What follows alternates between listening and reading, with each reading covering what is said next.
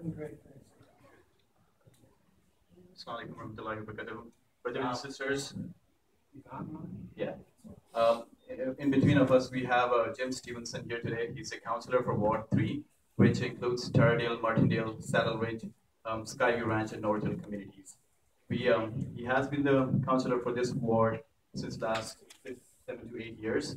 Correct me if I'm wrong, but he has had our support, continuous support throughout these years, and inshallah we'll give him all the support inshallah in the future as well.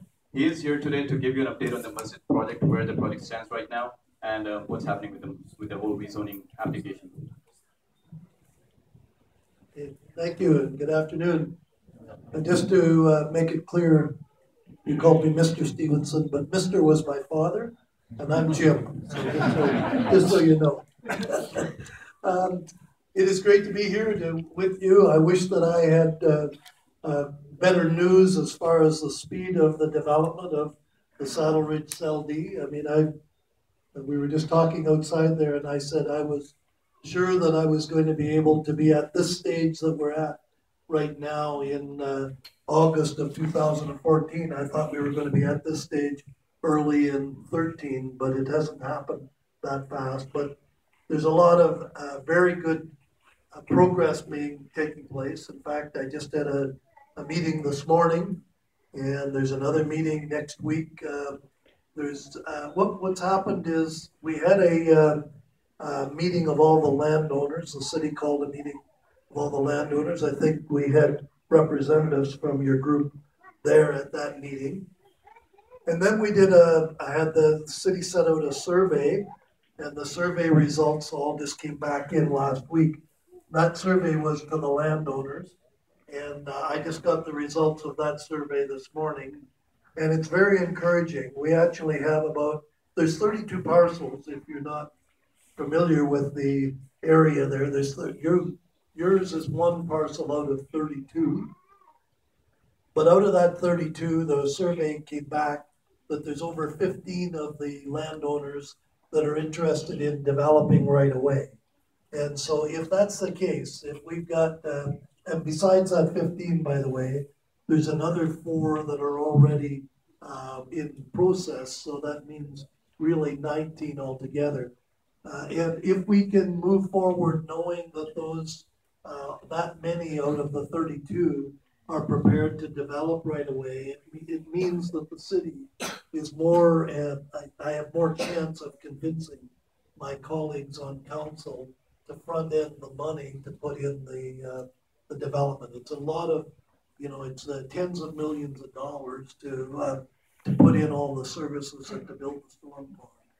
But if we have a sufficient number of the owners ready to move right away, that they would be paying that money back to the city, and at least a good portion of it would come back within the first few years. So that's what we're hoping to have happen. The good thing that of the 15 that we have that are in the process of developing, there's 10 of them that are all basically connected to each other, about partway down from 52nd to Métis. If you've got a number of landowners together that are adjacent to each other, it makes it easier to get that development going. The same thing where your property is on 52nd, all 4 properties along 52nd, right from 88th right to 80th, all 4 are ready to develop right away, including yourselves, and the Imperial Oil that is right south of yours. So again, that's another positive thing, and those 4 are connected to 3 others, the flights program, flights development that is all there. It's again right connected to the 4, so that gives us 7 in that area also that are ready to develop. So all I can tell you is that I'm encouraged that we are moving in the right direction, and hopefully council will support me when I do get to the point of asking them to front end the money to do it. So, you want me to answer any questions? Yeah, some people, I know there's a few people who have questions, so we'll be quick. We don't have much time, but we'll be quick, okay. Hopefully. The infrastructure plan survey has not been finalized yet. So then how did Aug22 group get their permits, and why cannot Hedaya get a project partial permit similar to Medina, and either permit should be revoked or assist us in having a partial permit. And has this way that one set of community gets a partial permit while the other community gets separate and pay a rental of $45,000 per year, something like that. Yeah, so the question is, there's another group, well actually there's two groups. There's the Flights group and the Almadea group that are on 80th Avenue. The Flights group actually got approval to go on theirs back in 2007. So they had their land use all in place well in advance. When the axe dropped, so to speak, when we came to the point where we shut everything off, the Almadea group, the group on 80th, had already got their request in before that. I didn't know anything about that at the time, but when we cut it off, so that they were able to go ahead with a partial approval. What that is a temporary approval of use of the house until such time as we get this whole matter settled, and then at that point they can go ahead and build their mosque. But that's the reason, is because they were at the time when the axe dropped, they had already got theirs in at that point. Nobody else had except Flights. You mentioned about development agreement on the development. So does the survey mean the survey that you have conducted with the parcel landowners? Does it mean the agreement on sharing of the development plan and the cost? No, the question is whether or not the survey that came back from the landowners, whether that means agreement. No, what that did was it gave us an indication of how serious everyone was with moving ahead. That's all it did. It gives us a little more ammunition to say that it's a good bet for the city to move forward. That's all that does. But there's no agreement. And for which point would there will be a agreement like this is the agreement with the landowners? And if this does not happen, the agreement, what are the other options left for us? What likely will happen, and I'm giving you this as a what I hope is going to happen, when we reach a point where council agrees to front end this, then at that point, then there'll be an agreement or a bylaw passed that levies every one of those 32 parcels. They'll be levied a development fee, and that fee likely will not have to be paid until such time as they submit their development permit. But when one of you or someone else comes in to present a development application, then at that point, then you'll have to pay the levy 1/32, right? Because there's 32 different parcels. So you would pay 1/32 towards the cost of the water, the stormwater retention pond, and all the piping and everything that go in the ground. And the streets and everything, all that's part of it. Yeah. In my opinion, the rezoning process has been closely reviewed. As city has been having discussion on the stormwater pond option for the last 3 years.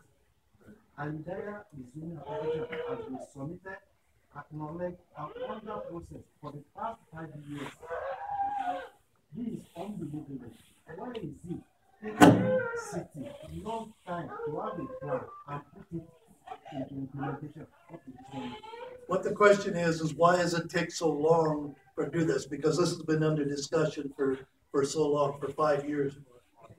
Yeah, the reason is normally when you go ahead with a development, you have one landowner, and that one landowner makes a decision and says, we're going to go ahead, and here's the money to do the stormwater pond, and all that decision is made. But when it comes to 32 individual property owners, the city does not have the right to tell those owners what they have to do. And so that's the consensus that we have to reach. And we've gone through all this process of negotiating and consulting with all of the individual landowners to try and come to a point where we have enough consensus that we actually legislate it all. That's what we're hoping, and that's what we're trying to do. But I won't make excuses for how slow the city processes move. I get frustrated every day with how slow approval processes are, but I wish that I had the ability to crack the whip and actually cause something to be approved today. I don't have that authority. how much more time it will take? I wish I could answer that. I don't know. How much more time will it take? I don't know. All I know is we're making progress, right? I'm hoping that within the next couple of months, we will actually get a decision on whether or not we're combining the stormwater pond that will service your property with the stormwater pond that Triomest is building on the west side of Métis. That's what we're trying to get a decision on. Once we have that decision, it's a lot easier to come up with the costs of putting in all the pipelines and everything. Just a quick question about that, Jim, that of all the landowners of that parcel D, I'm talking about especially, if they refuse to take the part, or if they refuse to accept the government offer for the expenses, it's gonna come on them. And so what would be the government decision, and what effects we gonna have it on our parcel of land? Well, there's enough that are in favor of moving forward that I'm confident this thing is going to move forward. What happens with some of those individual properties, I don't know. One of the good things that came out of the meeting that we had with all the landowners is that these landowners actually understood how many millions of dollars it was going to cost to actually develop. And so some of those landowners are already in the process of selling their pieces to adjacent landowners or to developers or builders or whatever. And that's good for all of us. If some of the independent landowners step out and sell their property and say, I don't want to go through all this, that'll help because it'll bring down the number of people that are not participating right away. But the thing is, like, they sell it to the other owner. Suppose they sell it to Imtiaz, right? And Imtiaz says, oh, I'm not going to take that cost. The only ones buying in there are the ones that want to develop. I see. Nobody's going to buy a piece of property and then sit on it because the costs are going to be long term down the road will be huge for them. So what would be the effect on the Al Hedaya parcel of land? Well, when we get the four of you guys that are along 52nd, we get you guys united that you want to go ahead and build, which you seem to be right now, and we come up with the actual costing and where the street's going to go from your property west, where the pipes are going to go on the ground, and get those right of ways, then there's no reason at that point to hold you back from getting your land use change. Because right now you're not able to get a zoning change because of the fact that it's all put on hold. Once we have this plan, then we'll start letting the land use applications go through. Can we have this property or public gathering? Don't say this mosque or prayer. Just the public gathering, because last 7 years we bring it home individually, and we are suffering so much you cannot believe it. Friday people come here, and rest of the time we are praying. They don't pray. In my opinion, just get us a permission to use it until everything is solved at a public gathering place. The question he's asking is whether or not there can be temporary use for gathering on your property. The problem is, in order to allow that to happen, there'd have to be a land use change. And the land use change can't happen until all of this is decided. So we're caught between a rock and a hard spot on that. Sorry about that. Thanks for your time, Jim. We've had a petition done, more than 1,000 people signed it, and they wanted me to hand it over to you, so I'll just hand it over to you. Thanks for your time and have a good day. Okay. Thanks a lot. All right, so I know some of you might feel a little frustrated